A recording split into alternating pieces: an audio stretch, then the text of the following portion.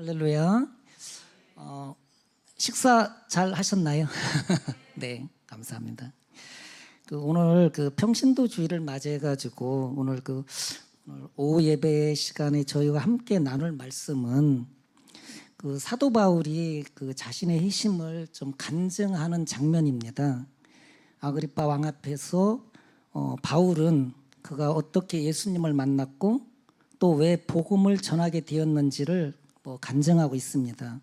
이 말씀 속에는 단순한 한 사람의 희심 이야기 이상으로 모든 그리스도인에게 주시는 부르심의 본질과 복음의 또 능력이 담겨 있습니다. 네. 그래서 우리 첫 번째 하나님은 어둠 속에 있는 우리를 찾아오십니다. 이 14절 본문 말씀을 보면 우리가 다 땅에 엎드려짐에 내가 소리를 들으니 히브리 말로 이르되 사오라 사오라 내가 어찌하여 나를 박해하느냐 가시제를 뒷발질하기가 내게 고생이니라. 이 말씀을 보면 본문 14절을 보면 바울은 예루살렘에서 다메섹으로 가는 길에 있었습니다. 바울은 지금까지도 담대하고 열정적인 사람이었지만 그 열정의 방향이 잘못되어 있었습니다. 그는 예수님을 믿는 사람들을 핍박하고 또 체포하려고 나아가고 있었죠. 즉 자신을 빛이라고 믿었지만 실제로는 완전히 어둠 가운데 있던 인생이었습니다. 그런데 그 어두운 길 가운데서도 또 갑자기 하늘로부터 빛이 그를 둘러 비추며 또 하나님의 음성이 또 들려옵니다. 사오라 사오라 내가 어찌하여 나를 박해하느냐 가시채를 뒷발질하기가 내게 고생이니라. 이 음성은 바울이 전혀 기대하지 못한 방식으로 그의 생각과 확신을 완전히 깨트리는 영적인 충격이었습니다. 하나님은 바울이 진리를 거부하고 복음을 핍박하고 또 고집스럽게 나아가는 모습을 또 보고 계셨습니다. 그러면서도 그를 버리지 않으셨고 오히려 그를 찾아오셨고 또 빛 가운데로 끌어내셨습니다. 여기서 우리는 또 하나님의 또 은혜를 봅니다. 하나님은 우리 인생이 어둠 속에 있을 때 먼저 또 찾아오시는 분입니다. 우리도 그렇지 않았습니까? 내 생각과 고집이 옳다고 믿고 살던 때가 또 있었습니다. 하나님의 뜻보다는 세상의 기준을 따르며 살던 때가 있었고 그런데 어느 날 또 뜻하지 않은 방식으로 또 하나님의 말씀이 내 마음을 찌르고 또 내가 잘못 가고 있었음을 깨닫게 하셨던 또 순간도 있었습니다. 하나님은 지금도 그렇게 어둠에 있는 자를 빛으로 부르시는 분입니다. 네. 두 번째, 희심은 인격적인 만남에서 시작됩니다. 15절 말씀 보면은 내가 대답하되 주님 누구시니까 주께서 이르시되 나는 내가 박해하는 예수라. 14절에서 하나님의 음성을 들은 바울은 15절에서도 이렇게 묻습니다. 주여 누구시니까 주께서 이르시되 나는 내가 박해하는 예수라. 주여 누구시니까 주께서 이르시되 나는 내가 박해하는 예수라. 네. 바울은 지금까지 예수가 죽은 자라고 믿었고 예수의 제자들은 이 미혹된 자들이라고 여겼습니다. 그런데 지금 그가 믿었던 모든 것이 근간이 또 무너지는 순간이었습니다. 예수님이 살아계시며 지금까지 자신에게 말씀하고 계시고 무엇보다 그 예수님이 자신을 핍박하던 대상이라는 사실을 또 깨닫게 됩니다. 바울은 충격 속에서 자신이 그토록 거부하고 박해하던 분이 참된 주님이심을 또 인정합니다. 이 한마디 질문하죠. 주여 누구시니까? 주여 누구시니까는 그 희심의 가장 중요한 바울의 출발점이 되죠. 여기서 우리가 신앙생활을 오래 했다고 해도 우리 안에 이런 고백이 없다면 아직 희심은 시작되지 않은 것일 수 있습니다. 주여 정말 누구십니까? 주님이 원하시는 삶은 무엇입니까? 이 고백이 있을 때 우리의 신앙은 단순한 종교 생활이 아니라 살아계신 하나님과의 인격적으로 만나는 만남으로 이게 바뀌게 됩니다. 바울은 단순히 구원받는 데서 끝나지 않았습니다. 주님은 또 그에게 또 사명을 또 주셨습니다. 또 우리가 16절, 17절 그 본문 말씀을 보면 일어나 너의 발로 서라. 내가 내게 나타난 것은 곧 내가 너를 본 일과 장차 내가 내게 나타난 일에 너로 종과 증인을 삼으리 함이니 이스라엘과 이방인들에게서 내가 너를 구원하여 그들에게 보내요. 이 말씀은 예수님을 만난 사람은 반드시 증인의 삶으로 부름을 받습니다. 여기서 주님은 바울에게 일어나서 너의 발로 서라고 명하십니다. 넘어진 상태, 주저앉은 상태에 머무르지 말고 일어나 복음을 증언하라는 것입니다. 주님은 바울에게 현재와 미래를 또 보여주십니다. 지금 내가 나를 만난 것뿐 아니라 앞으로 내 인생 가운데 내가 어떻게 나타날지를 너는 증언하게 될 것이라고 하십니다. 우리에게도 또 동일합니다. 하나님은 우리를 그냥 믿는 사람으로만 두지 않으시고 우리 삶 자체가 복음이 되게 하십니다. 내가 겪은 고난, 내가 체험한 은혜, 내 가정에 일어난 변화, 이 모든 것이 예수님을 드러내는 증인이 되는 것입니다.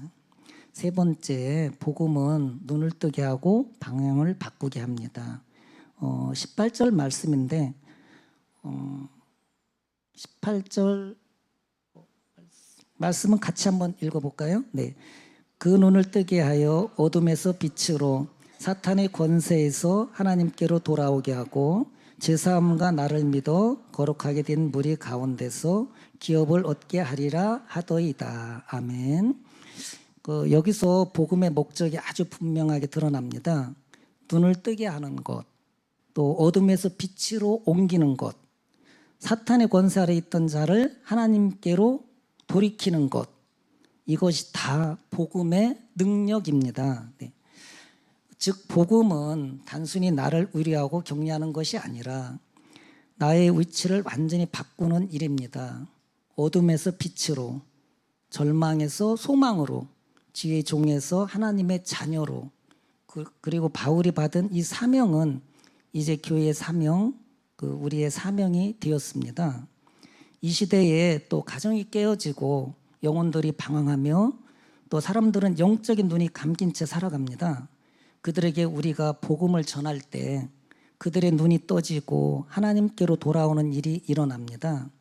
이것이 하나님께서 교회를 통해 지금도 하고 계시는 일입니다. 이 말씀을 저는 묵상하며 저는 또 제 삶 속에서도 이 말씀이 얼마나 실제적으로 또 이루어졌는지를 깊이 돌아보게 되었습니다. 또 잠시 또 제 얘기를 하자면 그냥 저는 기독교 집안에서 태어났습니다. 저희 할머니께서 또 고향 마을에 또 직접 교회를 또 세우실 정도로 가정 안에 또 믿음의 또 유산이 있었고 또 그 영향으로 저도 어릴 적부터 교회라는 그 공간이 또 좀 익숙했습니다. 하지만 그 신앙이 저희 인격적 고백으로 이어지기까지는 꽤 시간이 또 걸렸습니다. 결혼하고 또 아이를 키우고 또 삶에 치이며 바쁘게 살다 보니 신앙은 뒷전이 되었고 또 교회는 점점 나중에 다시 다녀야지 하는 곳이 또 되었습니다. 그러다가 가족들의 권면과 또 전도로 다시 교회에 나가게 되었고 하나님을 또 조금씩 또 다시 만나게 되었습니다. 하지만 정말 또 깊이 예수님을 만나게 된 계기는 또 가정에 큰 고난이 찾아오고 난 후였습니다. 그 계기는 또 다름 아닌 또 가족의 아픔이었습니다. 어떤 아픔이었냐면 저희 어머니가 또 좀 이른이 되시기 전에 좀 조금씩 이상한 행동을 보이기 시작하셨고 또 말씀을 반복하시고 또 하시던 일을 또 잊어버리셔서 또 검사를 했는데 결국 병원에서 치매 초기라는 또 진단을 또 받게 되었습니다. 또 그 일로 인해서 저희 가족들에게 또 많은 슬픔이었습니다. 무엇보다도 더 놀라운 변화는 그동안 술을 많이 드시고 어머니한테 또 스트레스를 많이 주시던 또 아버지에게 또 이런 변화가 또 일어났는데요. 그 아버지는 제가 여기서 술 얘기가 나왔는데요. 술을 얼마나 좋아하시고 좀 뭐라 할까 좀 하시는지 저희가 이제 뭐 시골을 이렇게 가잖아요. 이렇게 주말에 이렇게 시골을 가면은 저희 아버지는 제가 이제 뭐 차를 가지고 오니까 좀 이따 이제 가려고 하면은 뭐 저보고 술을 한 잔 먹고 오라는 거예요, 아버지가. 그래서 아버지 뭐 운전하고 가야 되는데 어떻게 술을 먹고 술 먹냐고. 뭐 술도 먹지도 않지만은 근데 아버지는 아야 한 잔은 괜찮다. 그래서 저는 뭐 그런 생각을 해요. 야 부모가 자식 술 먹는 거 말리는 건 봤어도 부모가 자식한테 술을 먹이고 운전을 하라 하는 거는 참 보기 드문 현상이에요. 근데 아버지는 그 술이 그렇게 소중하고 귀한 거예요. 그래서 자식한테 그거를 좀 먹이고 싶은 거죠. 그게 그렇게 술이 소중했던 그런 분이셨어요, 아버지가. 그래서 저는 이제 동생하고 그런 얘기를 했어요. 우리는 공부를 못해도 좋고 돈을 못 벌어도 좋고 우리는 아버지처럼 술은 먹지 말자. 저는 뭐 예수를 믿어서 교회를 나와서 술을 안 먹은 아니에요. 먼저 아버지의 생활에 그런 거에 저희는 보기가 싫어서 또 단지 또 이런 것도 있어요. 동네에 살다 보면은 그에 비해 그 아들이다 이런 말이 있거든요. 그래서 저는 그 말이 듣기가 싫어가지고 술을 좀 먹지 말아야 되겠다. 이제 그래서 술은 제가 그렇게 일찍부터 아예 안 정한 것 같아요. 술 자체는 직장 다닐 때 조금 뭐 먹기는 했었지만은 그래서 술을 안 먹었고 그런데 이제 술을 이렇게 좋아하시니까 어머니가 얼마나 스트레스를 받으셨겠어요. 그래서 이제 그 치매는 제가 보니까 스트레스에 많이 영향을 받는다고 하더라고요. 그러니까 이제 그 스트레스가 뭐 저희 아버님도 뭐 엄청 나시겠죠. 뭐 여기 술 드시는 분들 아시죠? 뭐 어느 정도인지를. 그래서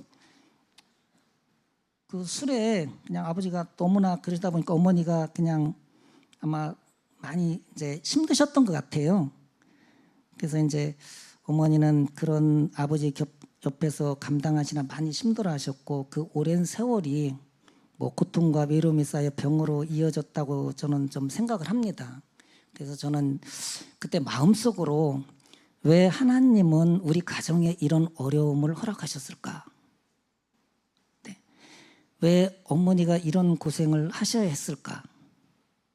이런 하는 생각을 또 하나님께 했던 것 같아요. 그런데 이제 놀랍게도 그 일을 계기로 또 아버지께서 또 교회에 나가시게 됐고 전에는 또 상상할 수 없는 또 변화였습니다. 그 자체가. 처음엔 뭐 그저 어머니가 뭐 안쓰러워서 아니면 또는 외로워서 또 이렇게 나오신 줄 알았는데 시간이 지날수록 아버지의 마음이 바뀌고 표정도 바뀌고 기도하시고 말씀을 들으며 또 하나님 앞에 엎드리는 모습을 또 보게 되었습니다. 이 모습을 보면서 저는 그동안 하나님께서 우리 가정 안에 일하고 계셨음을 또 분명히 또 느꼈습니다. 네. 그 후에 이제 어머니는 이제 치매가 심해지셔가지고 요양병원에서 이제 돌아가셨고 그 뒤 몇 년 뒤에 이제 아버지는 그 밤중에 그 오토바이를 타고 또 역주행으로 가시다가 사고가 이제 나셨는데 제가 이제 사고 소식을 듣고 이제 중환자실 응급실에 이제 이렇게 갔는데 그 아버지의 그 고통스러운 모습을 보고 진짜 제가 절망했습니다. 솔직한 얘기 아주 그냥 네 그냥 너무나 슬펐고 그랬는데 이제 그 당시에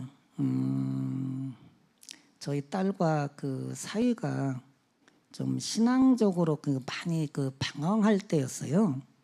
그래서 이제 집사람이 좀 쟤네들을 불러다가 좀 야단을 치겠다는 거예요. 그래서 제가 좀 말렸어요. 하나님의 일은 때가 되면 다 하는 건데 굳이 지금 뭐 쟤네들을 불러다가 야단치고 한다고 뭐 말을 들을 적이도 아니고, 그래서 제가 몇 번 그러는데 제가 말렸어요. 그래서 우리 안사돈 어디 계시죠? 네, 귀한 아드님 안 혼냈습니다. 네, 제가 말렸습니다. 네, 그래서 이제 그러는 찰나에 이제 그 아버지가 이제 사고가 이제 크게 나셨죠. 나셨는데 우리 다혜가 많이 깨우쳤나 봐요. 우리가 하나님을 멀리하고 또 이렇게 방황하는 자체가 우리 가정에 이런 고난이 오지 않나 싶어가지고 제가 기도하면서 아마 그때 이제 제가 알기로는 송 목사님 계실 때인데 아마 일부 반주를 좀 우리 우리 딸이 좀 많이 하긴 했는데 그때 당시에 아마 몇 년 이렇게 안 했던 걸로 알아요. 그래서 전도사님도 이렇게 일부 반주를 이렇게 해오셨거든요. 근데 이제 그때 지가 송 목사님을 찾아가가지고 반주도 하고 뭐 좀 열심히 해보겠다 뭐 그랬다는 거죠. 그래서 저는 너무 감사하고, 그래서 이제 그 일로 그 이후로 우리 그 남양호 권사 김다희 집사가 계속해서 이제 봉사를 해오고 있는데, 그래서 모르겠어요. 지금까지 여러분들 보시기에 열심히 하고 있는 건가요? 아멘. 아, 감사합니다. 네. 그래서 이제 아버지는 그 우리 성도님들의 기도와 하나님의 손길로 병원 치료 또 잘 받으시고 그 뒤에 또 건강도 찾으시고 또 몇 년 더 사시다가 집에서 또 하늘나라로 평안히 이제 가셨습니다. 네. 그 모습을 저는 보면서 저는 그동안 하나님께 우리 가정 안에 일하고 계셨음을 또 분명히 느꼈습니다. 하나님의 시간은 참 느린 것 같고 우리는 자주 왜 지금 이라고 묻지만 하나님은 우리의 눈물과 기다림 속에서도 반드시 일하고 계신다는 것을 배웠습니다. 이 사건을 통해 저도 다시 신앙을 붙들게 되었고, 그전엔 막막했던 하나님이 우리 삶 속에 나와 함께 일하시는 또 살아계신 분으로 또 느껴지기 시작했습니다. 그리고 지금 또 이렇게 말씀을 전하고 또 간증할 수 있는 이 자리까지 인도해 주신 것도 다 하나님의 은혜이고 그분의 뜻하신 계획 안에 있다는 걸 저는 믿습니다. 뭐 겉보기에는 어려움이고 또 고난이었지만 그 안에는 하나님이 우리 가정을 빛으로 인도하시는 손길이 있었습니다. 저도 그 과정을 통해 또 주님을 더 깊이 알게 되었고 예전에 알지 못했던 은혜를 또 체험하게 되었습니다. 이제는 또 확신할 수 있습니다. 하나님은 우리의 어두운 시간에도 깨진 관계도 고통의 순간도 결코 헛되지 않게 않으십니다. 이 모든 것을 통해 우리를 부르시고 빛으로 인도하시며 복음의 증인으로 세우십니다. 여러분, 바울은 예수님을 박해했던 자입니다. 저도 하나님을 안다고 했지만 진심으로 따르지 못했던 시절이 있었습니다.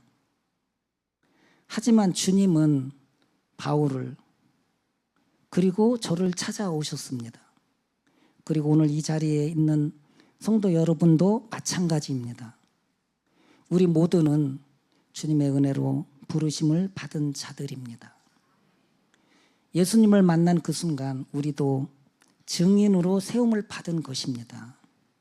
우리가 전하는 복음은 어둠 속에 있는 자들을 빛으로 인도하는 능력입니다. 사탄의 권세 아래 있던 이들을 하나님께로 돌아오게 하는 하나님의 도구입니다. 그 사명을 잊지 마시고 우리 가정에서 이웃에게, 다음 세대에게 그 복음을 전하시기를 축복합니다. 그리고 혹시 지금 여러분의 삶에도 또 어두운 터널이 있다면 그 시간을 통해 하나님이 먼저 계획을 이루고 계신지 믿음의 눈으로 바라보시길 바랍니다. 주님은 지금도 일하고 계십니다. 우리를 회복시키고 또 사용하시기 위해 어둠에서 빛으로 인도하고 계십니다. 오늘도 그 부르심에 응답하며 주님의 빛을 따라 살아가는 저와 여러분 되시기를 축복합니다. 기도하겠습니다.